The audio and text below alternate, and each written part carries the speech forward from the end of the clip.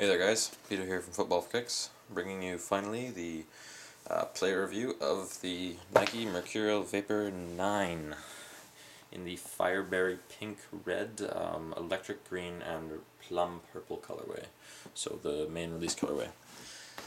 And I'm sorry I didn't get these up earlier. I've had these shoes for a while. I just wanted to play in them first. Should have probably just put them up right away, but you get to see them now, so got them back all in the box for you. I'll just move the box out. And here we go. Alright, so pretty bright shoe. I'm a pretty big fan. Another thing that's just as bright as the shoe is the string bag that comes with it. Obviously top of the line Nike string bag. It's very bright.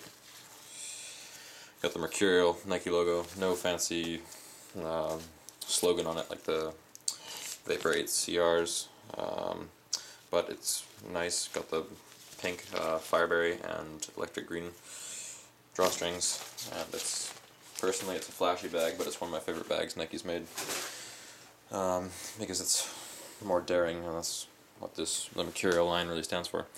Alright, so onto the shoe. Not huge differences from the Vapor 8. You can see they've changed up on the back. Now they've got the nice big Nike logo graphic, which it's sort of like what they had in the Superfly 3s or the old Vapors. It's just their visibility thing. Let's see. Obviously, again, comes with ACC, all conditions control, for those of you who aren't familiar. Basically, it's Nike's all-weather system for their cleats that's infused in the making into the material, which makes it more similar playing when it's raining as to when it's dry. It tries to keep the contact with the ball very similar, so you don't have to adjust as much. I believe they obviously absorb less water, but these are synthetic boots, so you don't have to worry about that as much. And yeah, as you can see, even from a distance, but much more defined when close up, this ball has dimpling on it, which is one of the major changes. It's Nike's speed control texture, speed control up, or whatever you want to call it. It is really, it's Nike brands it as creating a better touch on the ball when running at speeds. I'm not sure, really, there's no way to test that, I think. But I guess the theory makes sense. It gives you a larger contact space. Well, it gives you more edges to contact the ball with, I guess giving you more grip, but you can really feel the texture there. The dimples are fairly deep, so it really does change the touch a little bit. Another thing I'd like to mention on this is the coating of the ACC. As you can see at the front, it's a little bit faded now as I've been playing these for a while, but it's quite, it's got a tactness to it there. And then as you move back, it sort of becomes more matte, and that's a lot smoother, the surface. So at the front, it's quite sticky, and then it gets smoother and smoother when you go back, and I'm not sure what Nike's reasoning for that was, because it really does feel different. I'm not sure how much it changes the touch on the ball, or whether or not it's the ACC on it, but it is a much different feeling. It's smoother at the back, and at the forefoot it is much more sticky, except on the actual Nike swoosh, where it is similar to the back. It's a sort of a matte. It's not at all shiny. It's a matte colorway on that. Anyways, and up the tongue, you get the entire, it's just as tacked as the front. It's because it stays the same Fireberry. It goes all the way up, and it is just the same. As for the sole plate stud pattern is pretty much the exact same as the Vapor 8. No huge changes there. Again, quite long bladed studs with only 2 at the heel and about 6 in the front. So not a huge change. They've got the dual layer Tepex chassis here and single layer at the front, more flexibility. I've got something in there right now, so it's not going to be as flexible, but it doesn't flex as much through the midfoot. It's quite stiff, and again, no clear plastic on the bottom, dark colored plastic, which really accents the boot nicely. Keep going on with this. The studs, yes, quite sharp, but the sole plate all in all, it's performed really well. I haven't heard of any problems with this one breaking or anything. And where I had no problem with the Vapor 8's, the first initial release pair, there have been no issues so far. I've probably got about 20 hours in these.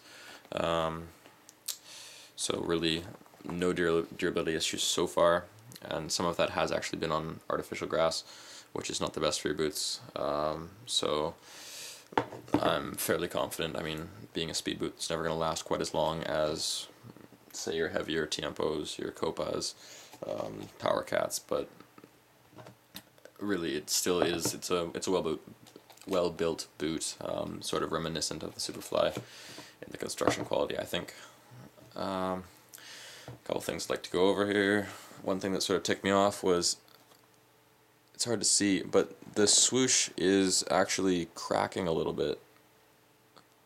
I'm not sure if that's just because of how tight the shoe is. The shoe is quite a tight fit through the midfoot.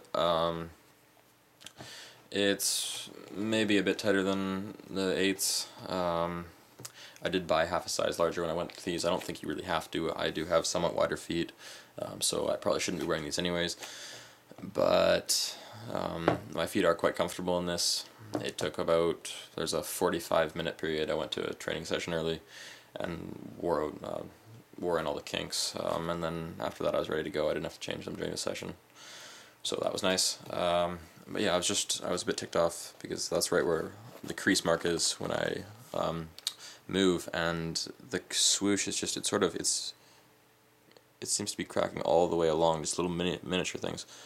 But in reality, when it's on your foot, you don't see that. This is about a foot or two away, and you really can't see anything, so imagine where you're going to be if you're another player, unless the boot's actually hitting you in the face, and I doubt you'd really be looking at the swoosh if that was happening. Anyways, yeah, the nice new design on the heel, which, again, not sure about the actual idea behind that, but part of their graphic, new, revamped Vapor. Gotta say I like it. I'm a big fan of these boots. All they are, you've got the same classic, let's see if I can move these, Mercurial insole, as you do in all of them, nice little thin pour-on thing, which Nike has used for quite a while in these shoes. Oh, and of course the same heel liner, black, faux leather, whatever. It's nice, comfortable, somewhat, well, not somewhat plush, but it gives you enough protection in the heel.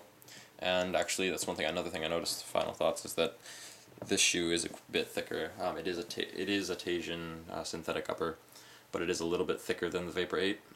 So you will get a little bit more protection out of these boots, and not hugely noticeable, but it is there. So all in all, great boot. Gotta say I like it. Psyched to use them tomorrow in my tryouts. And anyways, yeah, thanks for watching. Leave a comment, like, subscribe, and hopefully I'll get some newer videos out, and hopefully right on the release date next time. I don't have to wait a couple weeks for you guys. Oh, and if anyone's interested in buying the Vapor 8 CRs, I'm going to discount them on eBay a little bit, and just inbox me if you're interested. Anyways, thanks guys, and hopefully see you soon.